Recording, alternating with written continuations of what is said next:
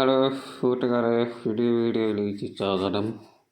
അപ്പോൾ നമുക്ക് ഇന്ന് കാണാൻ പോകുന്നത് കോഴിക്കോട് ജില്ലയിലാണ് ഏറ്റവും നല്ല കാഴ്ച രസകരമായ കോഴിക്കോട് ജില്ലയിലാണ്. കോഴിക്കോട് ജില്ലയിൽ ബൈപ്പാസിൽ കോയിലാണ്ടിൽ മാത്രമേ ഉള്ളായിരുന്നു. അതിൽ നല്ല റോഡ് പൂർത്തിയായിരുന്നു. കോഴിക്കോട് ജില്ലയിൽ ഏറ്റവും നീളമല്ല ഇത്രയും 1000 പറ ടോട്ടൽ 71 കിലോമീറ്റർ വരെ കോഴിക്കോട് ഇത്രയും നേരെ വീതിയുണ്ട്. ഇത് കോഴിക്കോട് നേരെ റോഡ് NH66 കടങ്ങിപ്പോക്കുന്നത് 21 കിലോമീറ്റർ ആണ്. 4 പാലങ്ങളും ഒരു ബൈപ്പാസും നമുക്ക് ഈ വീഡിയോ എല്ലാം പൂർത്തിയായി എഡിറ്റ് ചെയ്യുന്നു. അപ്പോൾ നമ്മൾ കോഴിക്കോട് ജില്ലയിലെ ഓരോ കാഴ്ചകളും വ്യക്തമായ കാഴ്ചകൾ കാണുന്നത്. അപ്പോൾ എല്ലാവർക്കും ചെയ്യുക, ലൈക്ക് അടിക്കുക, ഷെയർ ചെയ്യുക, ചെയ്യാൻ മറക്കാതിരിക്കുക. ക്ലിക്ക് ബട്ടൺ ക്ലിക്ക് അടിക്കുക. അപ്പോൾ എനിക്ക് ഓരോ ജില്ലയിലും അടുത്ത ജില്ലയിലാണ് ഇപ്പോൾ കോഴിക്കോട് കാണപ്പെടുന്നതാണ്. അപ്പോൾ വീഡിയോ സ്വാഗതം. നമുക്ക് നേരെ കാണാം.